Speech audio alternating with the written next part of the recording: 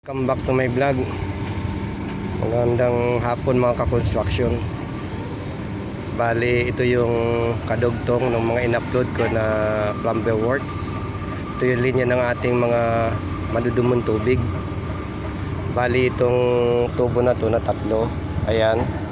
Yung dalawang malaki dyan ay ang pupuntang tubig dyan galing sa kitchen. Itong isang ito sa kitchen yan. At itong pangalawa yung galing naman yan sa CR. Yung pangalawa, yung dalawang sais ang laki ng tubo.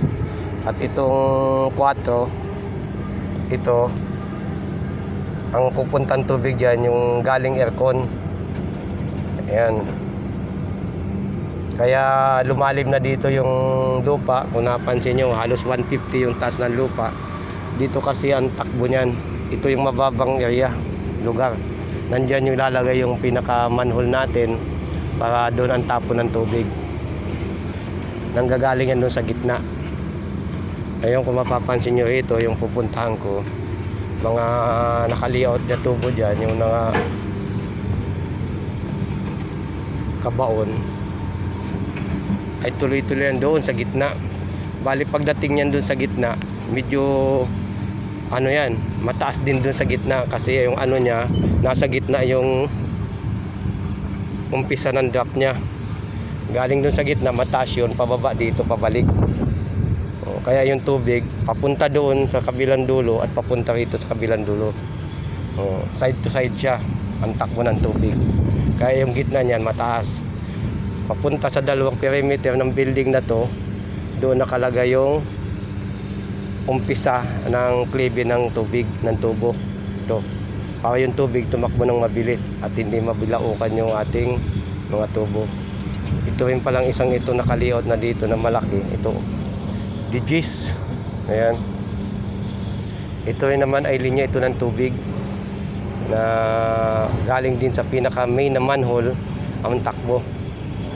Papunta rin ito sa main manhole ang takbo, yung kabuuan dito sa paikot.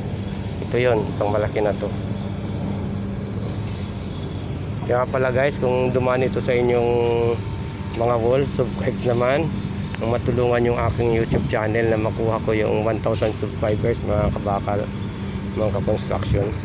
Maraming salamat. At palike na rin, malaking bagay yun sa katulad ko na nag-uumpisa pa lang sa larangan ng social media sa pag-upload ng mga videos. Sabado pa lang ngayon kaya wala nang tao. Admin na lang ang naiwan dito mga ka-construction. Maraming salamat at God bless sa ating lahat. Mag-ingat po tayo sa lahat ng oras at lalong-lalo na ang ating mga sarili, ingatan natin. At tulad ko ng trabaho, ang nature ng trabaho ay sa construction. Kami po ay dapat na ingat lagi. Ganon din po kayo mga ka-construction. Maraming salamat ulit at magandang hapon. Hanggang dito na lamang. Bye-bye.